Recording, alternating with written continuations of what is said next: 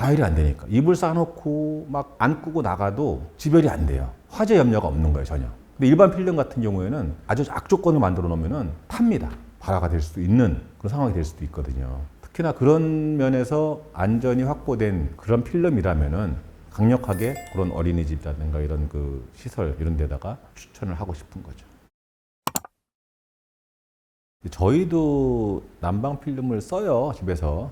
어떻게 쓰냐 하면은 소파가 있고 소파 밑에 이렇게 한 명 정도 이렇게 누울 수 있는 필름 한 줄 정도 이렇게 깔아놓고 쓰는데 따뜻하고 좋아요. 그리고 소파에 앉았을 때 발을 따뜻한 느낌이 있잖아요.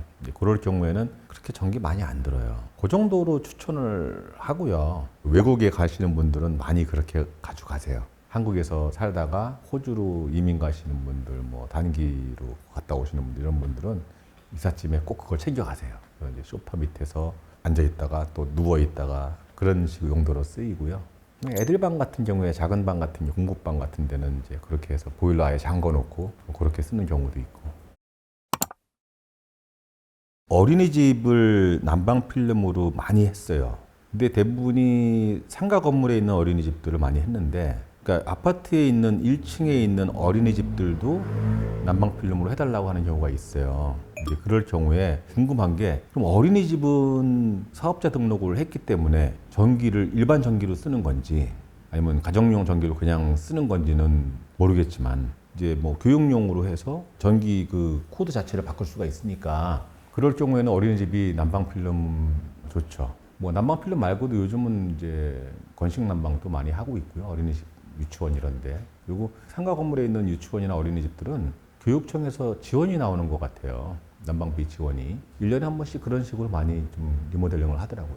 어린이집에서, 유치원에서 전화가 많이 왔어요. 난방 필름 말고 대안이 없었던 것 같아요. 그러니까 보일러를 새로 깐다는 것도 그렇고, 난방 필름이 비용 면에서 훨씬 설치비도 싸고, 또 관리도 편하고, 또 동파 염려도 없고, 뭐 이런 여러 가지 이유가 있었겠죠. 그래서 이 면상 발열체, 그러니까 난방 필름에서 그 안에 들어가 있는 성분이 그 숯과 같은 성분이어서 원적외선이 나오는 건 맞아요. 그 원적외선이 나온다는 거는 몸에도 그만큼 이롭고 냄새 제거, 뭐 여러 가지 좋은 효과들이 있다고 생각을 하거든요. 그리고 일단 난방 효율이 좋아요. 금방 공간을 데펴줄 수 있는 원적외선 효과가 있기 때문에 어린이집이어서 이걸 해야 됩니다라는 건 아니고, 뭐 어린이집에는 그만큼 또 안전이 중요하니까 필름이 안전 면에서는 또 검증이 된 거고, 난방 필름 하시거나 건식 난방으로 하시면 좋습니다. 추천을 하고 싶죠.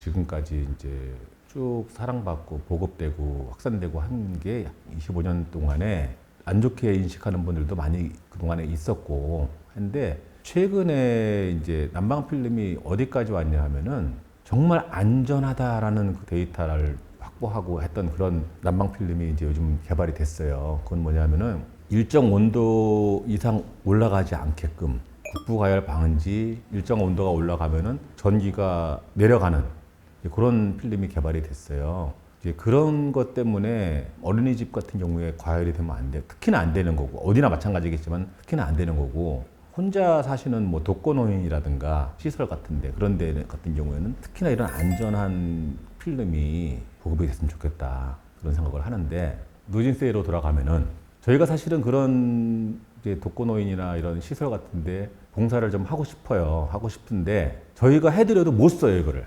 전기 누진세 때문에 요금 무서워서 사용을 못 해요. 그리고 사실 그런 데는 특히나 저희가 자신 있게 그거는 설치해 드릴 수가 있는 게 과열이 안 되니까. 이불 싸놓고 막 안 끄고 나가도 지별이 안 돼요. 화재 염려가 없는 거예요, 전혀. 근데 일반 필름 같은 경우에는 그런 정도 상황을 아주 악조건을 만들어 놓으면은 탑니다. 발화가 될 수도 있는 그런 상황이 될 수도 있거든요. 특히나 그런 면에서 안전이 확보된 그런 필름이라면은 강력하게 그런 어린이집이라든가 이런 그 시설 이런 데다가 추천을 하고 싶은 거죠.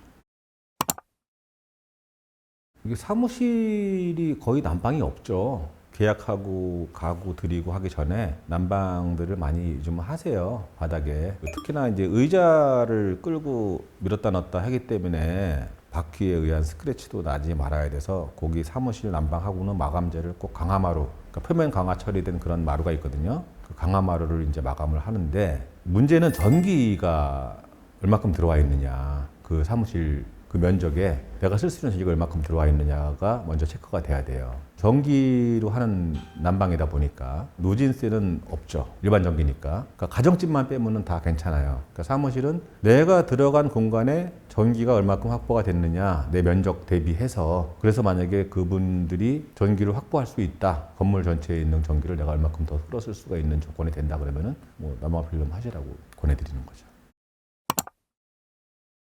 내가 이제 평당 600와트 정도 보고 10평이면 시간당 6kg에다가 10시간이면 6 곱하기 10, 60kg가 되는 거죠. 거기다가 이제 25일 날수. 사실은 뭐 60%나 50% 잡아도 되는데 많이 잡아서 70% 잡는 거예요. 그 70% 나온 키로수에 1kg에 한전에서 지금 뭐 100원에서 여름에는 얼마, 겨울에는 얼마 그 금액이 있거든요. 단가가 있거든요.